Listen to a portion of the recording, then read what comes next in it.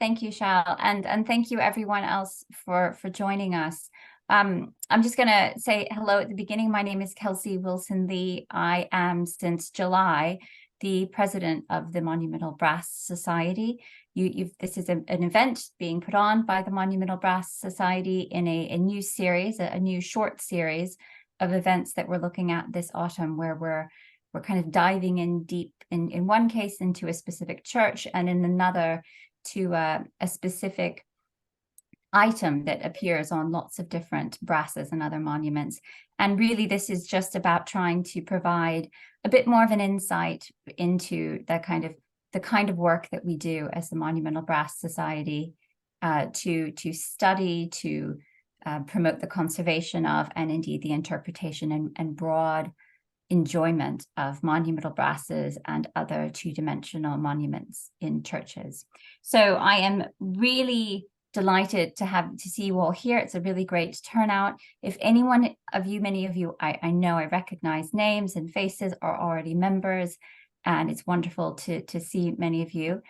Those of you who might not already be members, who might be considering joining us, we put on events throughout the year. We gather together in churches across the UK, but particularly across England, and we are often kind of, people down in the dust on hands and knees, looking in really great detail at monuments, and it's a wonderful opportunity to join with leading experts and really dive into the subject matter. So we'd really encourage any of you who might be interested in joining to visit our website, which is mbs-brasses.co.uk, and you can find out more there. Tonight, however, we are here to welcome, and I want to particularly welcome Professor Nigel Saul, who is one of our vice presidents. He's a Warwickshire local. He reminded me this evening that he's talking about a subject matter very close to his own heart. He's been a member of the Society since 1968. He is also a very, very well-renowned scholar of medieval history and as well as brasses, of course. And he is emeritus professor of medieval history at Royal Holloway in the University of London. He was my doctoral supervisor, and indeed it was one of his books on brasses, on the common brasses, which first drew my attention as a graduate student to this subject. So it is a special pleasure for me to say welcome to Nigel, welcome to all of you. And Nigel, over to you to tell us about the Beauchamps and their friends, tombs and commemoration in St. Mary's Church in Warwick.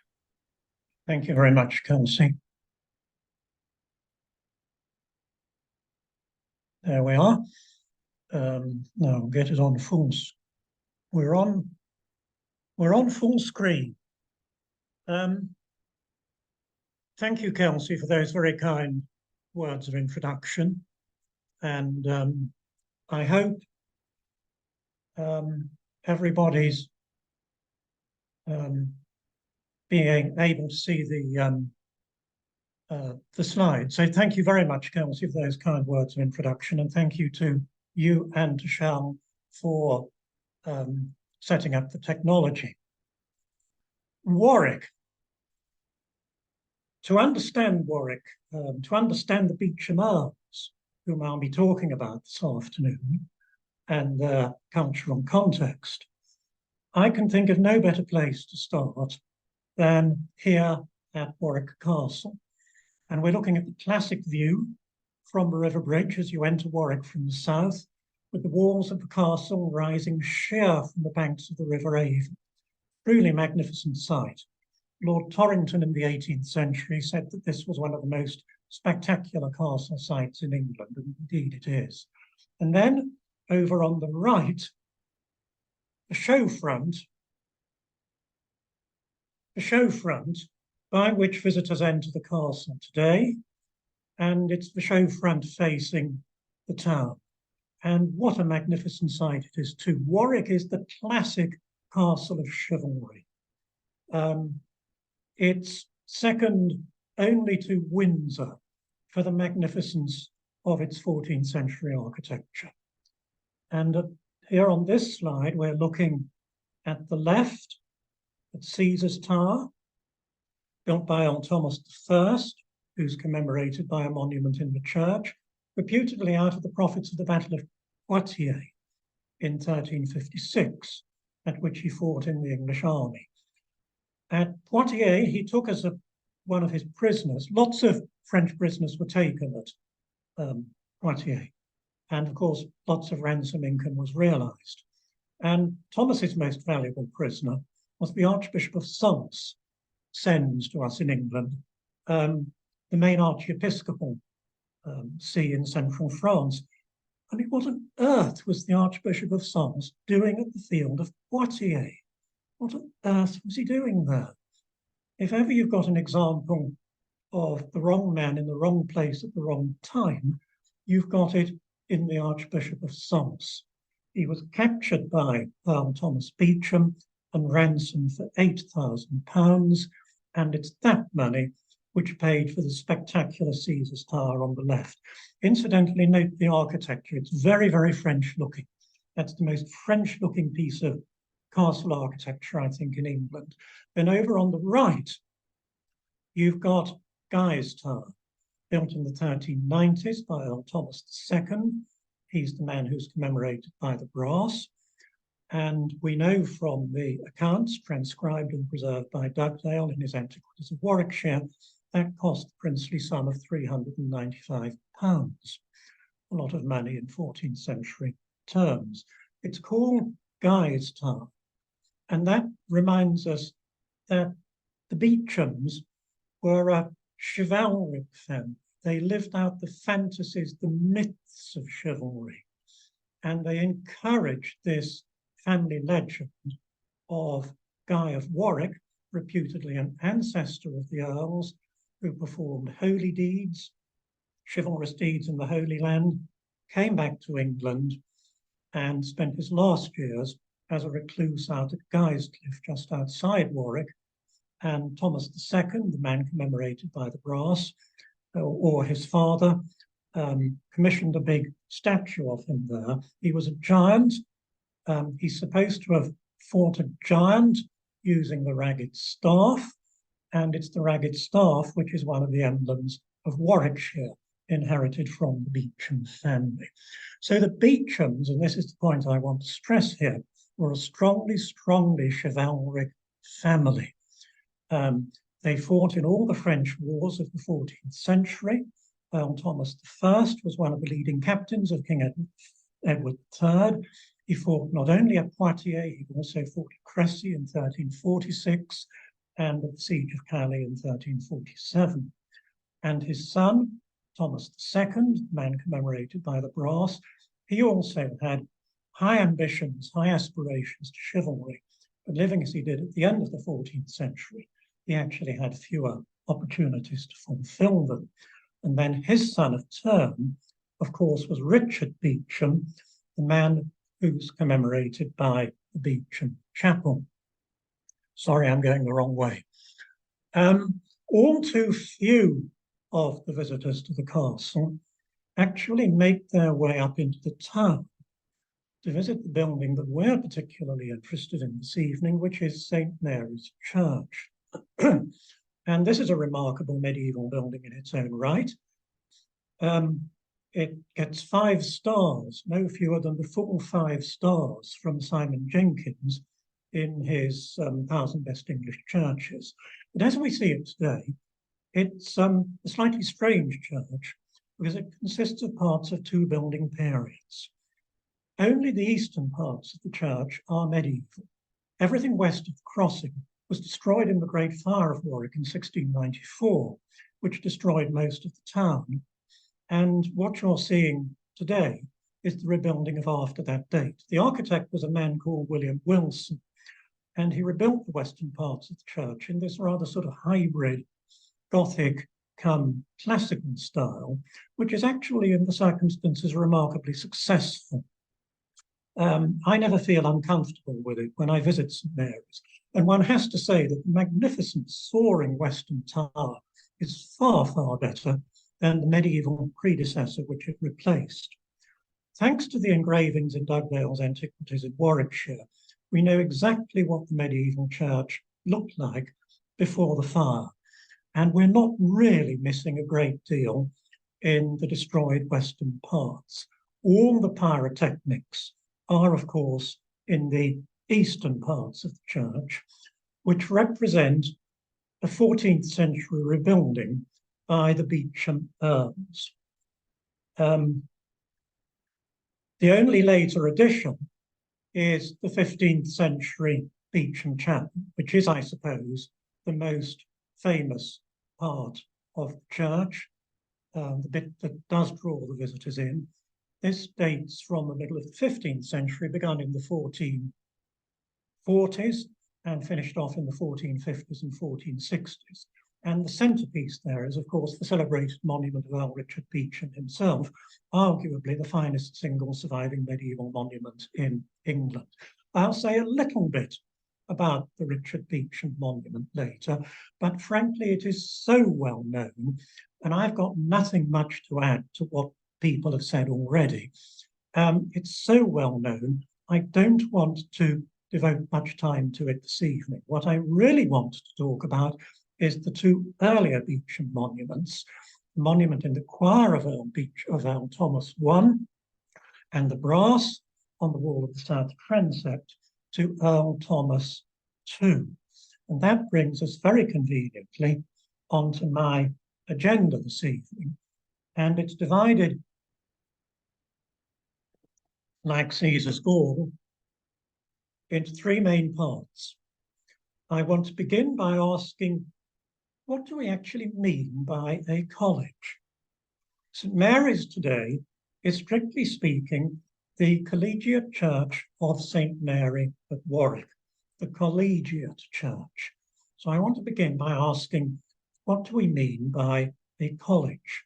Why is the collegiate church? And that's a lead in to my second theme, which is talking about the surviving monuments of the Beauchamp Earls.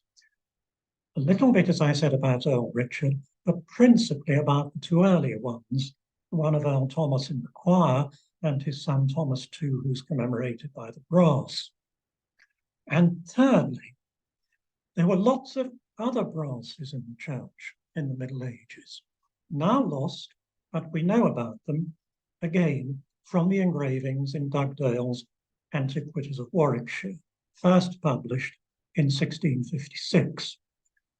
Dugdale, you see, wrote half a century before the fire, and he supplied lots of engravings of lost monuments, including many brasses in St. Mary's. So I wanted to talk about them. And if time allows, at the end, I want to throw in a few remarks about post-Reformation brass in the church, commemorating Thomas Oken and his wife. So to begin, what do we understand by the term college? College to us today means an educational institution, doesn't it? I taught for 37 years at a college at the University of London. It can be a college of a university, or it can be a sixth form college. A college is an educational institution. And the term college could mean an institution of that kind in the Middle Ages. After all, plenty of the colleges of Oxford and Cambridge were indeed founded in the Middle Ages. But that's not the context in which I'm talking about a college this evening. What I'm talking about when I talk about a collegiate church this evening is simply a church served by a community of priests. A church, single church, served by a whole body of priests.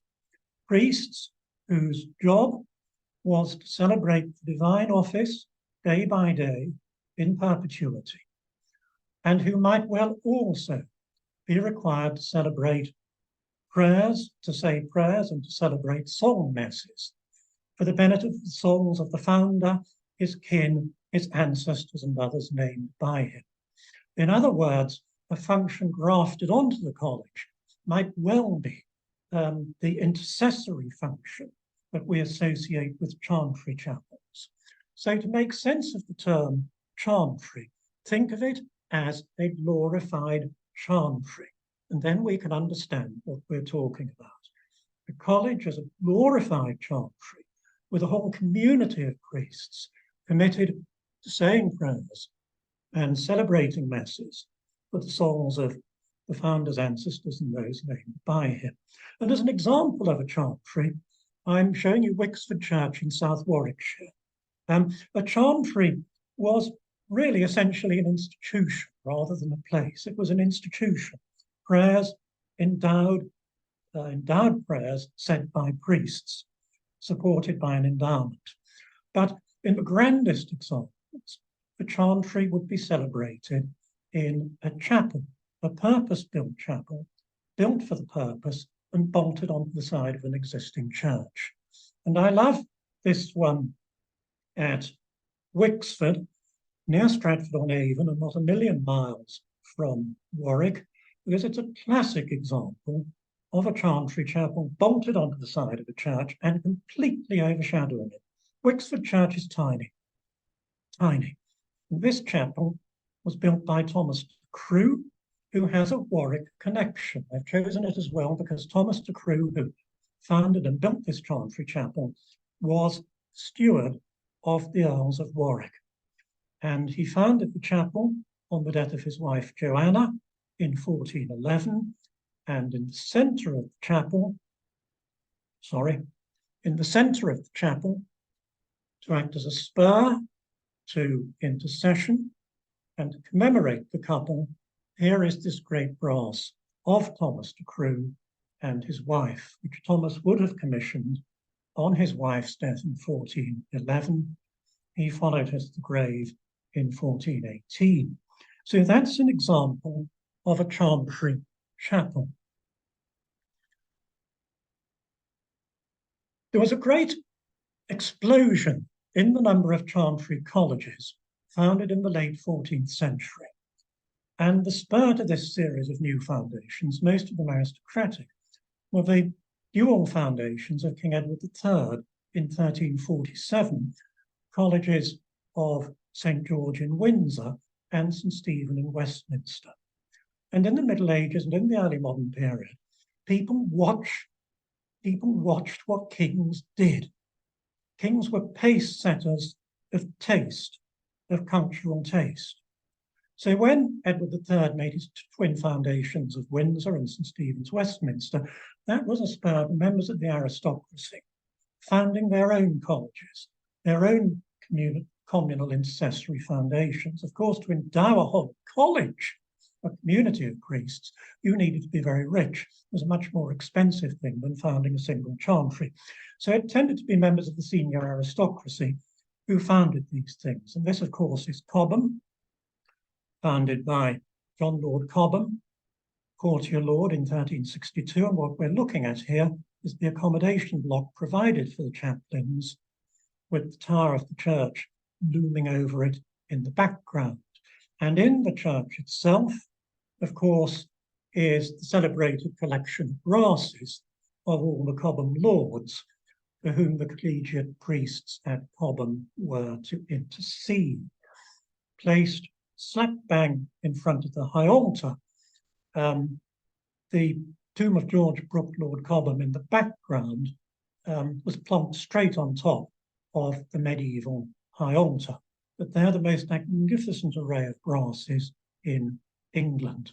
Now, Warwick is extraordinarily interesting as a collegiate church, because in fact it's a lot older than all these 14th century examples that I've been giving you.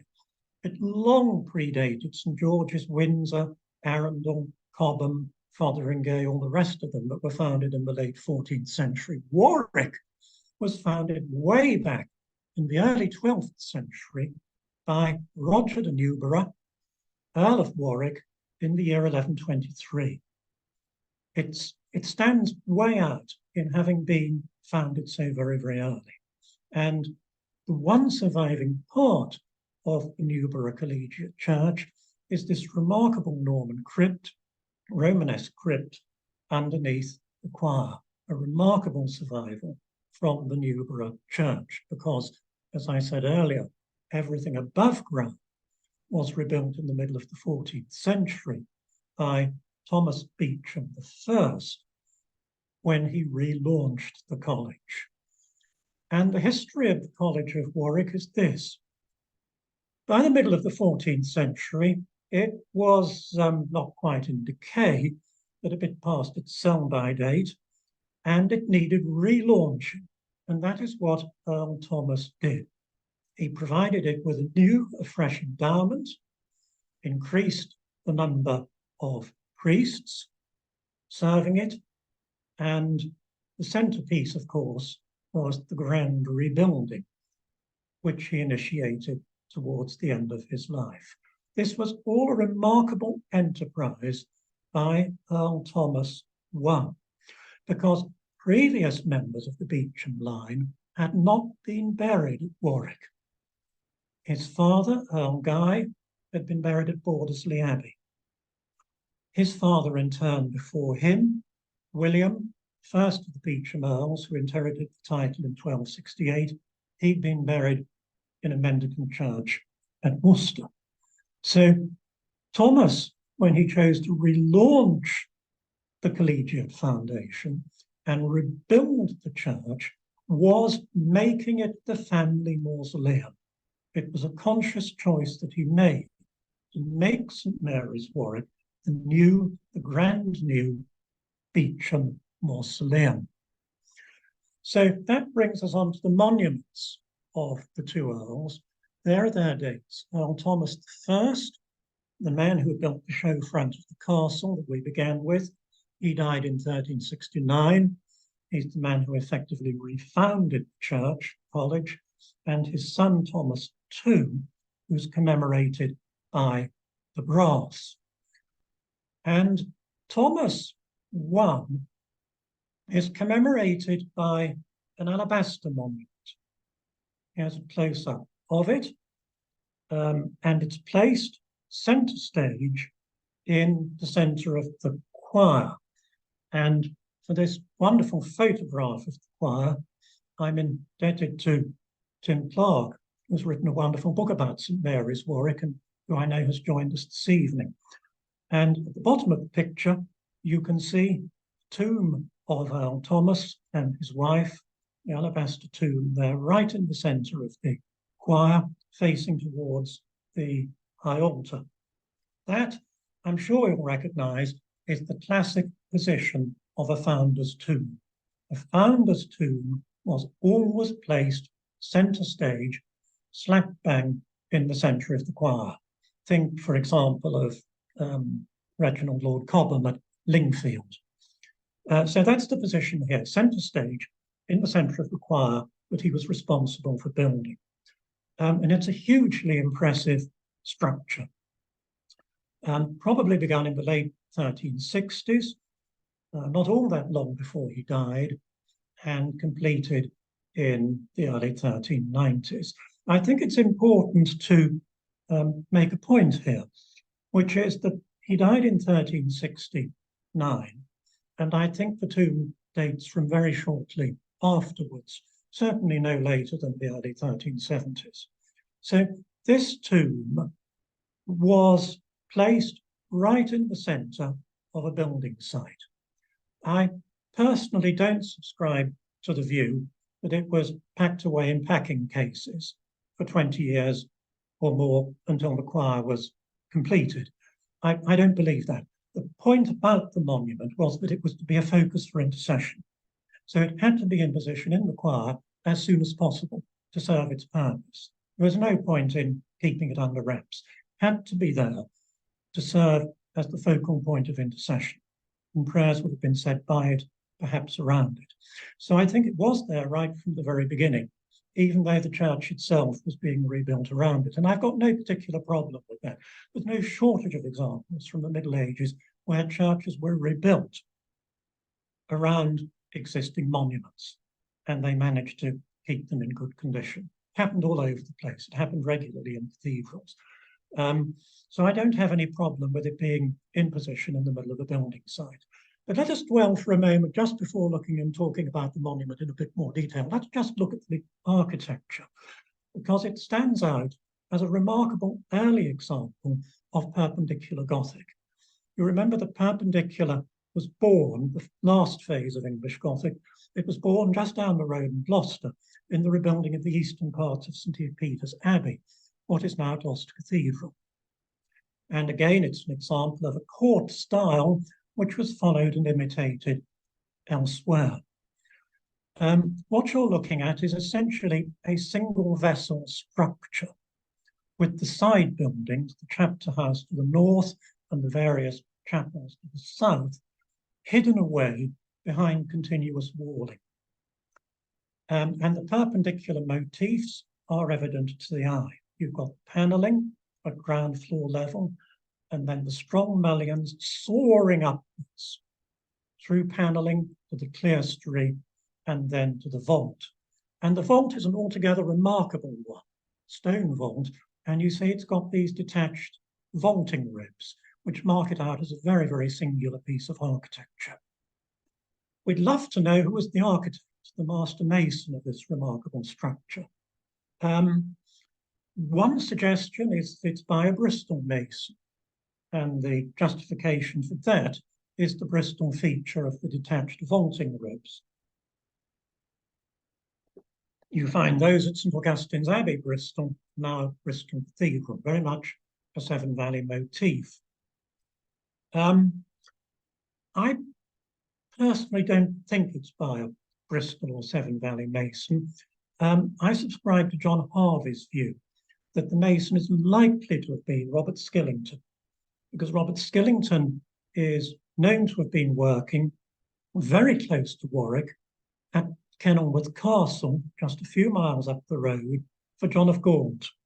John of Gaunt was rebuilding the great state apartments of Kenilworth at the same time. We know from documentation that Robert Skillington was his master mason, and I think at the same time, Skillington was responsible for this choir at St. Mary's. The mouldings very closely reproduce those at Kenilworth.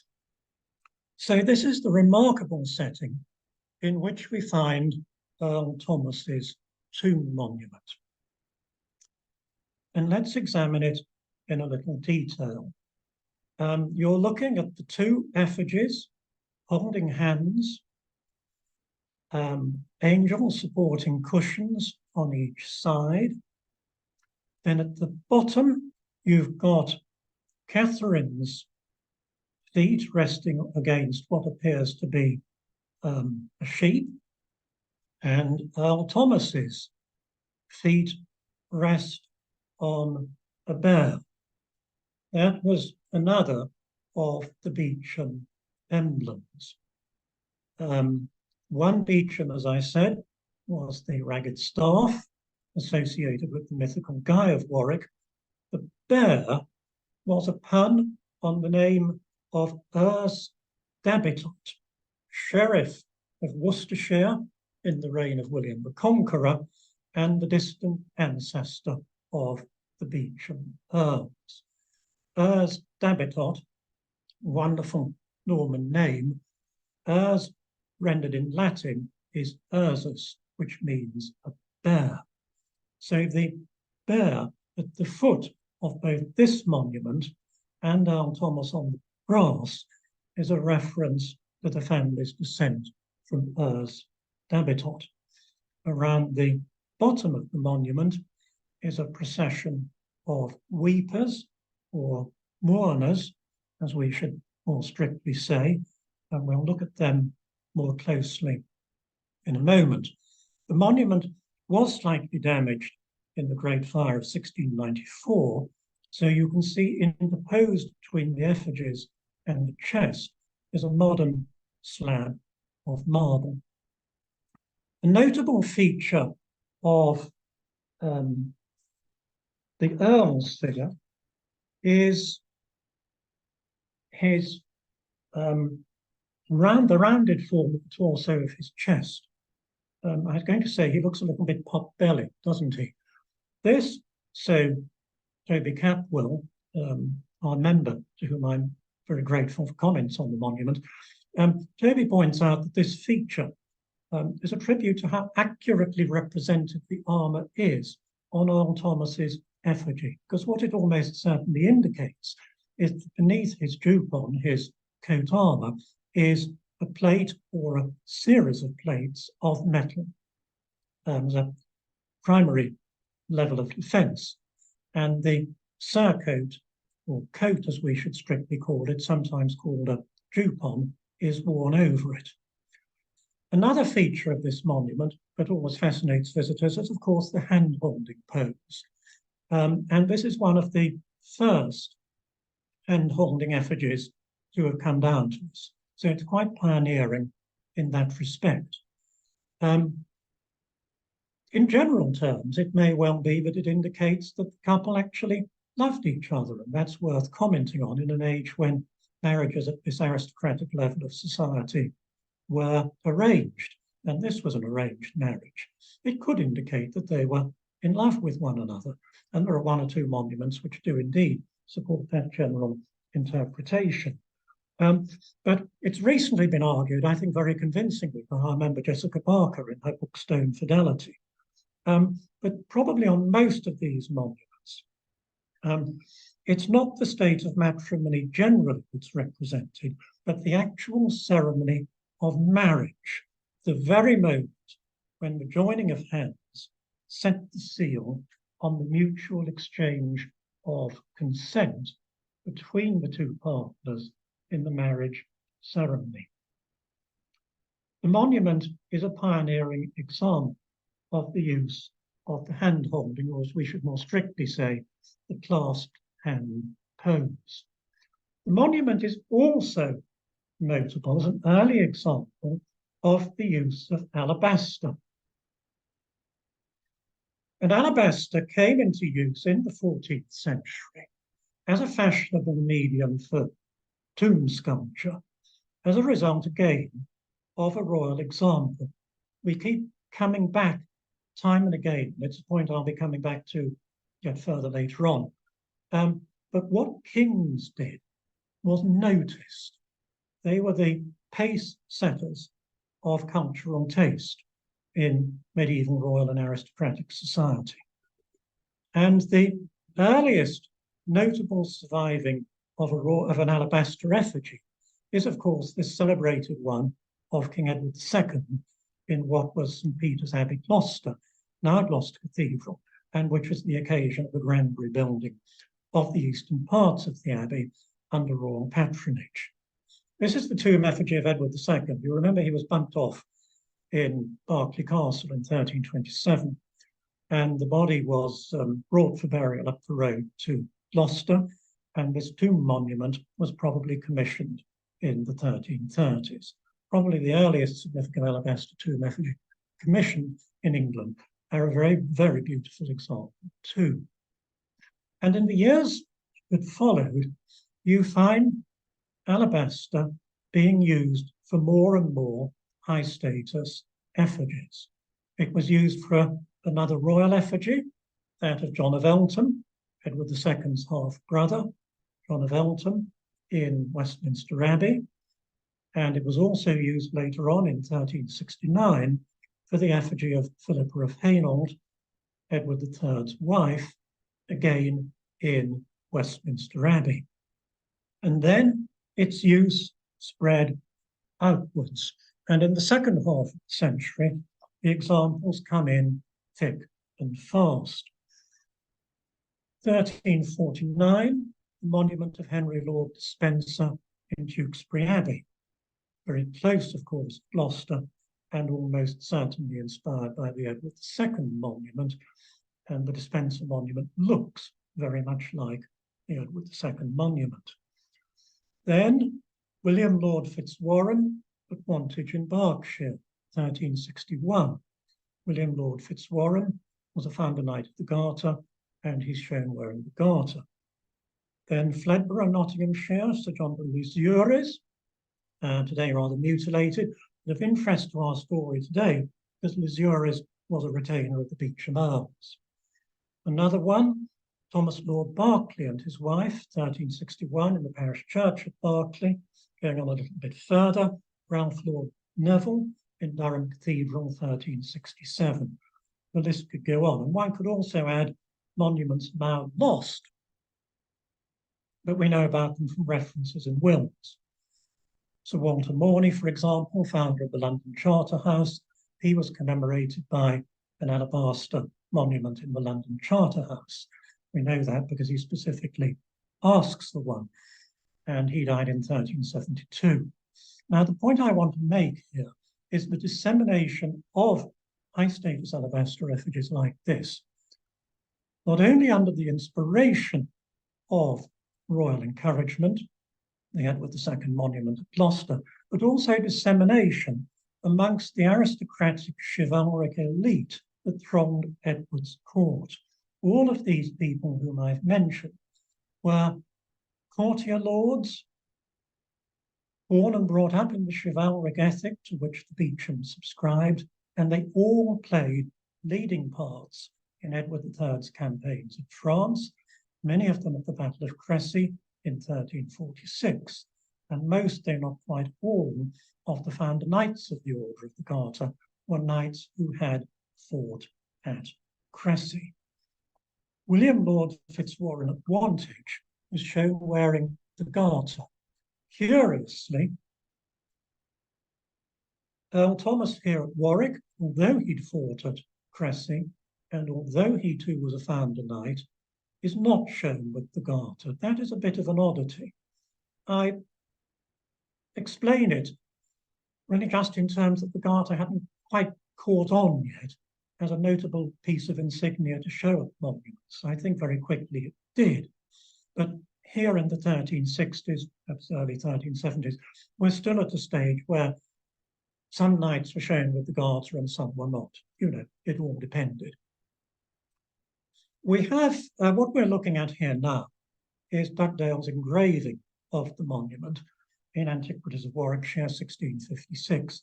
And I've included this engraving because it shows very clearly the procession of weepers around the sides. I mean, we say weepers, don't we? It's a shorthand. It's wrong. What we should say is the procession of mourners around the sides. And each of them was identified by a shield underneath, now without their colouring, so it's impossible to identify them. But fortunately, the tinctures were still visible on some of the shields in the first half of the 17th century when Dugdale inspected this tomb. He was, of course, a Warwickshire man, came from Blythe Hall, up in the north of the county, so he would have known this monument intimately.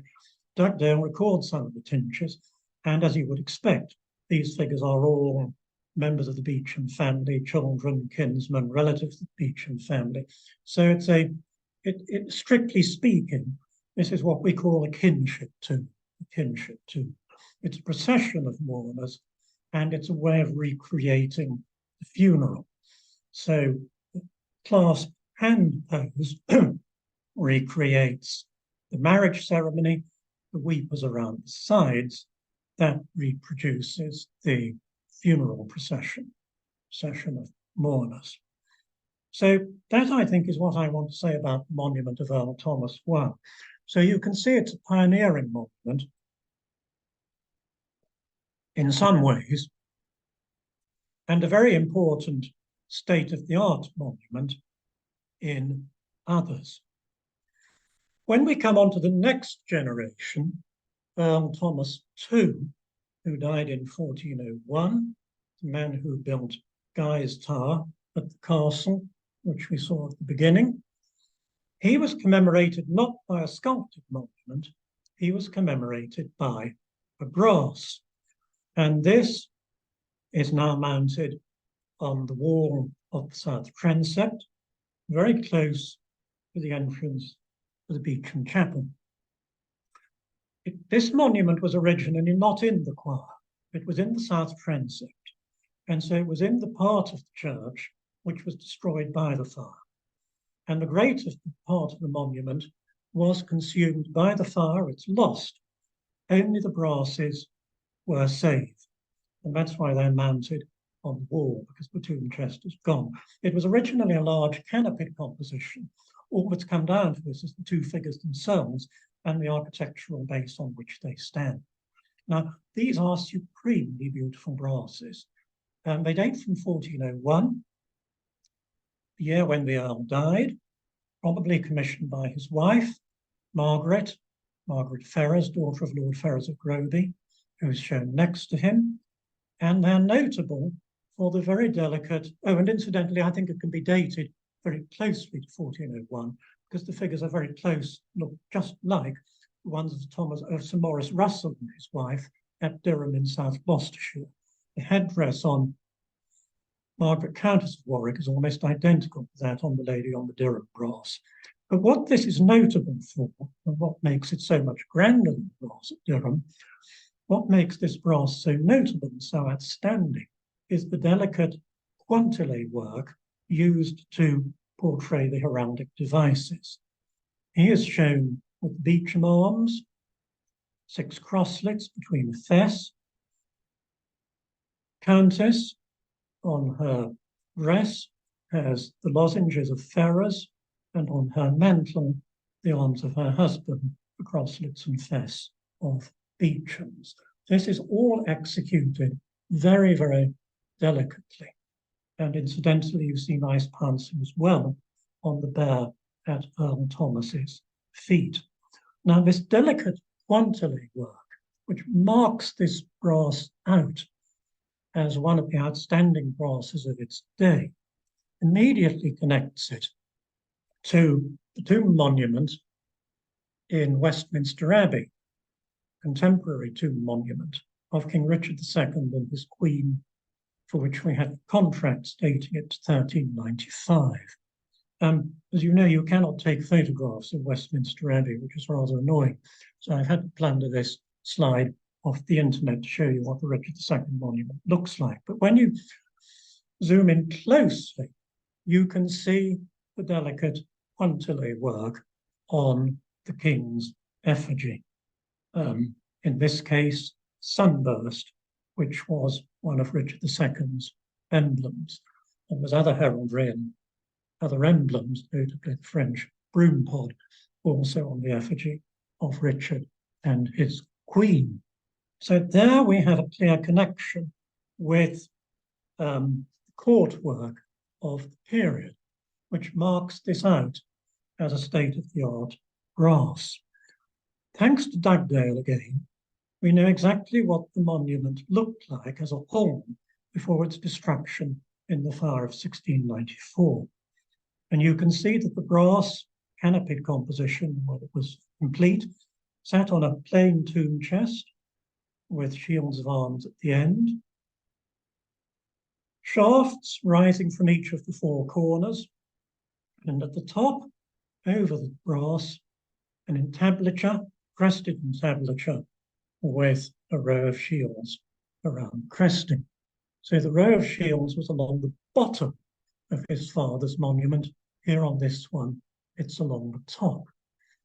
And the entablature, which we can call a tester, again, is something that marks this monument out as of very high status indeed, and connects it with monuments of the royal family in Westminster Abbey. Here we are in the Confessor's Chapel of the Abbey, and immediately to the left of the Confessor's Shrine, you can see the late 13th century monument of King Henry III, and over it, a flat tester, just like the monument of Earl Thomas II in St. Mary's.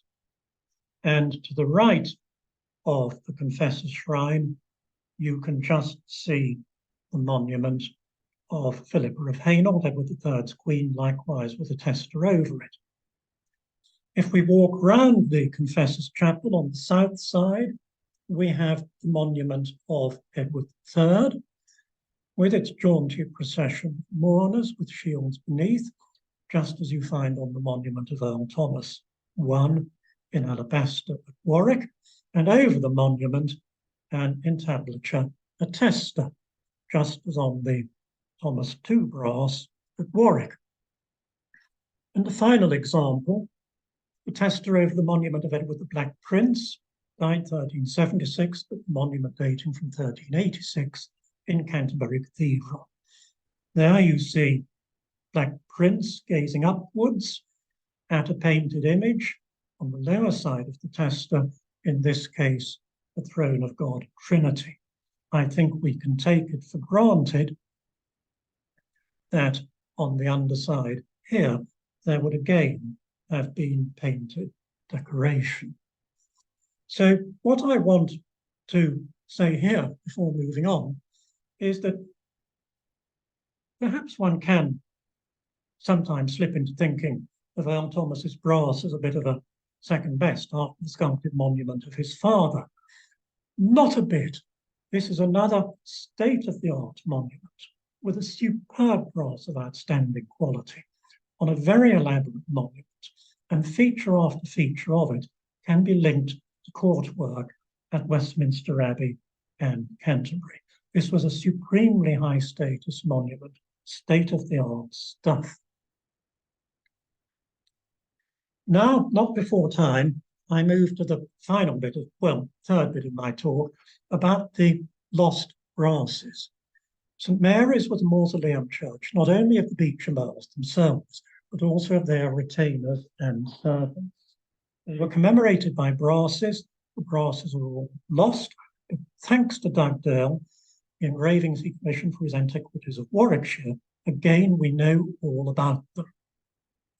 And here is a plate from Dugdale's Antiquities of Warwickshire showing some of the lost brasses. All of them, without exception, consumed in the Great Fire of 1694. But thanks to Dugdale, we know all about them. And they were to servants, retainers, allies of the Beauchamp family, all of them local Warwickshire, South Warwickshire gentry, who chose to be commemorated in the Beauchamp's own mausoleum church.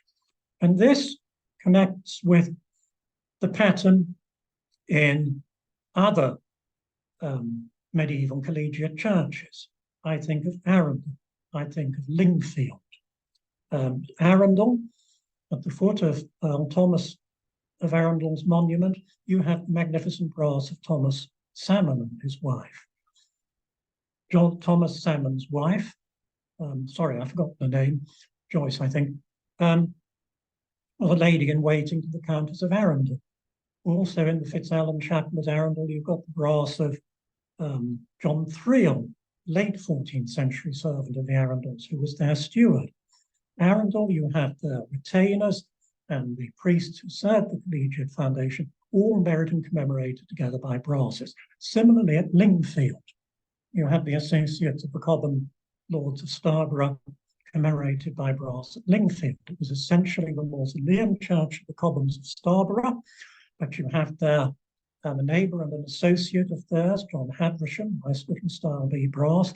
My favourite is the little half figure at Lingfield of Catherine Stockett, who was a lady in waiting to Joan Lady Cobham. So at Lingfield, again, you have the allies and servants of the Cobham lords swept together for burial in the great mausoleum church. And this is what you've got on a much grander scale at St Mary's, Warwick. And a sense of decorum here. The earls themselves might be commemorated by big, grand, state-of-the-art monuments, but decorum dictated that their servants and retainers be commemorated by floor brasses. But what you do see very strikingly amongst these brasses is the nod, the acknowledgement towards Thomas I's monument with its hand-holding pose in the hand-holding pose of the two brasses at the top. These two commemorate members of the Hugford family, who were very close associates of the Beauchamps over the generation, both shown holding hands. Why? It's obviously derived from Earl Thomas I's monument. Let's take a closer look at one of them. This is the lost brass of Robert Hugford of Emscott, successively the Earl's keeper of the household, Receiver General, Surveyor General, and his wife. He was also Justice of the Peace for Warwickshire. He was also a member of Parliament for Warwickshire. You see the Hugford coat of arms of the deer's antlers at the top and also beneath his head. He came from Emscote, very close to Warwick, within sight of Warwick Castle and St Mary's Church, now submerged in the suburbs that link Warwick to Leamington, the adjacent town. I'd say this is a London-style A brass. It looks to me just like the two brasses of the Defrevels, just outside Cambridge at Little Shelford. I think this is London-style A. Shelford brasses are dated 1410. Robert Hugford died in 1411. Now, this one is a later member of the Hugford family, Thomas, who was a servant of a later Earl of Warwick, Warwick Kingmaker Richard Neville. And you don't have to be too good on your styles to be able to tell immediately this is a Coventry-style brass. The exaggerated fluted armour over the shoulders, style of the lady's headdress, both shout at you this is a Coventry brass. The local workshop up at Coventry, only a few miles away, came into existence in the late 15th century and it continued producing brasses into the early 16th century. And this is obviously a local product. Why order a London brass when you could order one from Coventry? Transport costs would be so much less. Another very Coventry feature is the placing of the shields just inside the rectangle provided by the inscription, instead of slap bang on the right angle, the corner as is usual. Here you see the shields are placed just inside the corners. That's a very, very Coventry feature. This is another one. I can't quite, even with my spectacles on, I can't quite read this inscription, but I think it's John Pater and his wife, early 16th century London brass, I would guess London style F. Sorry. 4 more. You see, there were once a lot of brasses in St Mary's, Warwick, a lot of them. Top left is a civilian, early 16th century, furred gown, probably London style F. Top right is a priest. I think there would once have been lots and lots of clerical brasses in St Mary's. And Dugdale only gives us a few examples. The bottom two, again, I sense Beauchamp retainers. The one on the left, I think, is a London job. And the one bottom right is another Coventry brass. Look at the shoulders. Look at the armour on the shoulders. Just like that chap. Coventry brass, early 16th century, with a very elaborate crest at the top. So thanks to Dugdale, thank goodness, he's preserved for us the images of all these lost brasses, which make the point very clearly for us that Warwick was a mausoleum church, not just for the Beauchamp Earls, but for the wider Beauchamp family, the Beauchamp affinity, those who served them and were employed by them. They too chose burial and were honoured with burial in the Beauchamp's collegiate church. Now, 5 minutes before I finish, this talk that I'm giving you this evening, I originally gave in St Mary's Church back in May, and it was a wonderful meeting, and Tim Clark, who organised it, I'm delighted is with us this evening. So once again, my thanks to Tim for a simply marvellous evening. As I think I said to Tim at the time, it was one of the biggest audiences I've ever had. But I gather we've got an even bigger virtual audience this evening. But when I was wandering around the church, my eye was caught by this brass which I'd completely forgotten about. And it's the brass of a well-known Warwick benefactor, Thomas Oken, and his wife. And it's not medieval, you can see it's post-Reformation, it's 1573. And it's another one that was rescued from the fire and remounted on the transept wall in the 1690s. And this one is in the north transept, the opposite side of the church from where the other brass is. Commemorates Thomas Oken, well-known Warwick benefactor and his wife, Joan.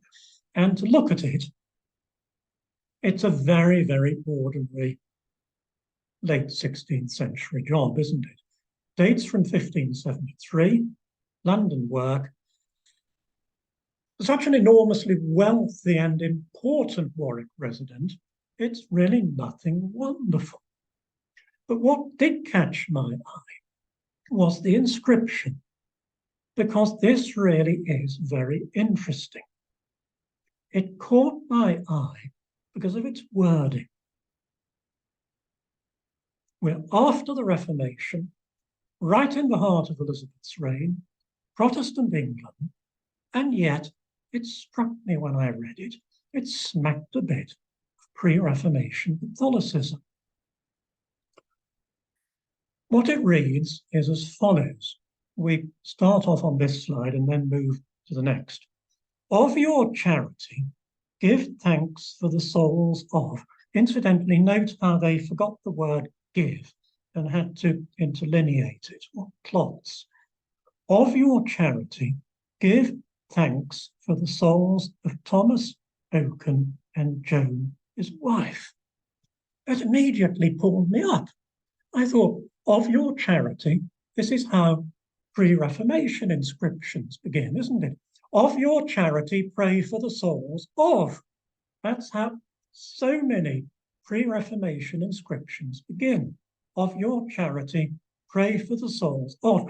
And it's as if they're starting off in that mode, except that suddenly they remember, oh my goodness, we're in Protestant England. There was a Reformation a generation ago. Can't have all this Catholic stuff. It's got to be a Protestant inscription. So they suddenly stop and say, of your charity, give thanks for the souls of. Of your charity, give thanks for the souls of Thomas Oken, Joan his wife, on whose souls Jesus hath mercy, Jesus hath mercy. Amen. Remember the charity for the poor forever. This is an odd jumble of an inscription, isn't it? My golly, what a mess. Of your charity, give thanks for the souls of. Well, I've talked about that, Joan his wife. On whose souls, and of course, again, it's as if they're thinking of pre-Reformation inscriptions. On whose souls may God have mercy, amen.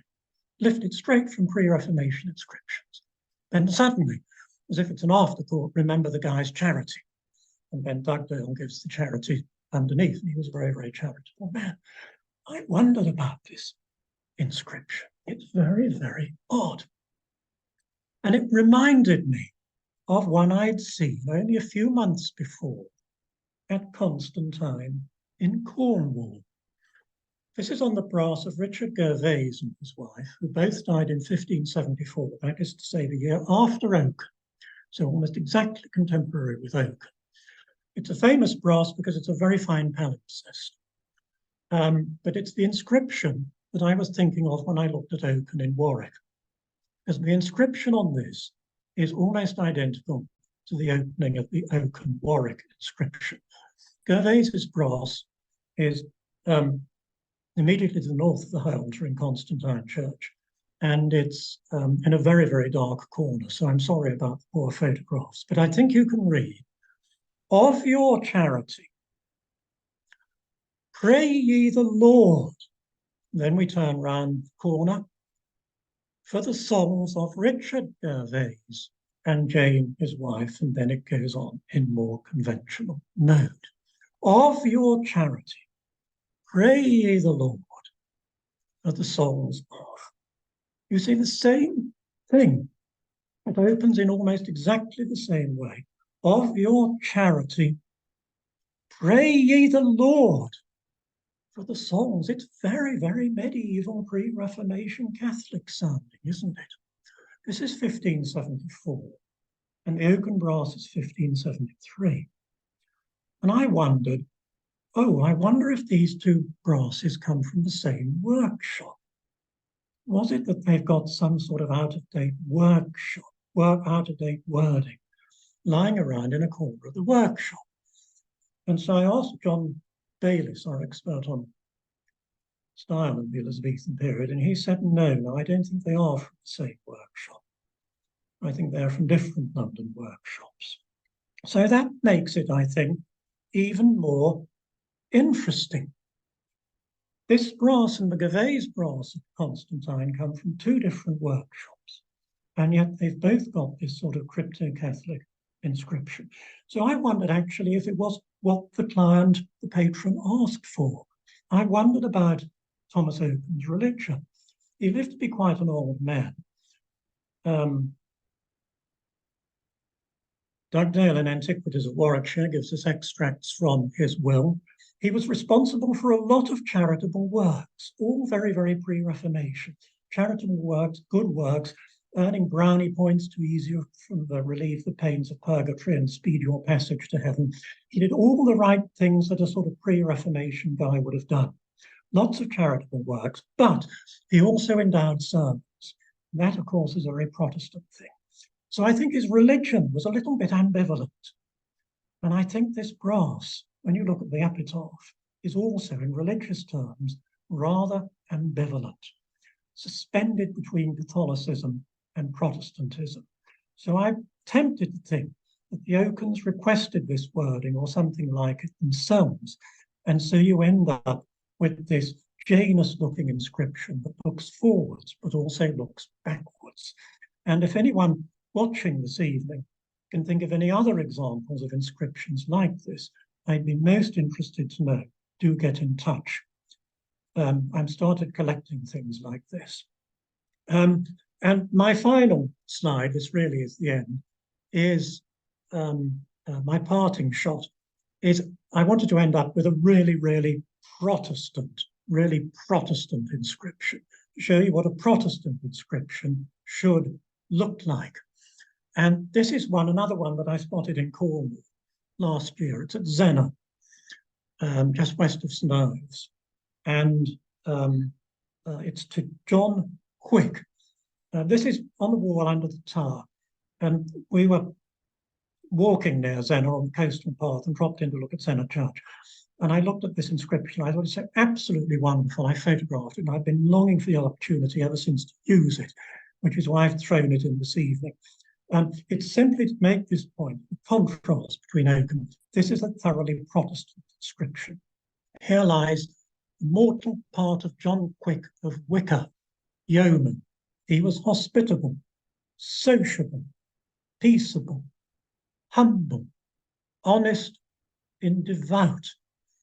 He met death with composure and so on. And here lies his wife, Wilmot, of spotless, sane, and virtuous conduct. This sums it up, virtue. What you get in the post-Reformation world, the emphasis on monuments is on virtue, the virtue of the commemorated. That was the thing that was stressed. On pre-Reformation monuments, it's piety and charity. That's what you get on Oken. Very different from a standard Protestant inscription. So for all this modesty, I find this brass an interesting one. But it is, of course, very modest, and its modesty highlights the sheer grandeur and magnificence of the Beauchamp monuments, which we saw earlier, and which have been the main subject of my remarks. When we contemplate the splendor of this church, and when we contemplate these monuments, as well as Richard Beauchamp and the Beauchamp Chapel, we are, of course, made all too aware of what those visitors miss who don't take the trouble to walk up from the castle to this magnificent church of St Mary, which we're celebrating this evening. That's all.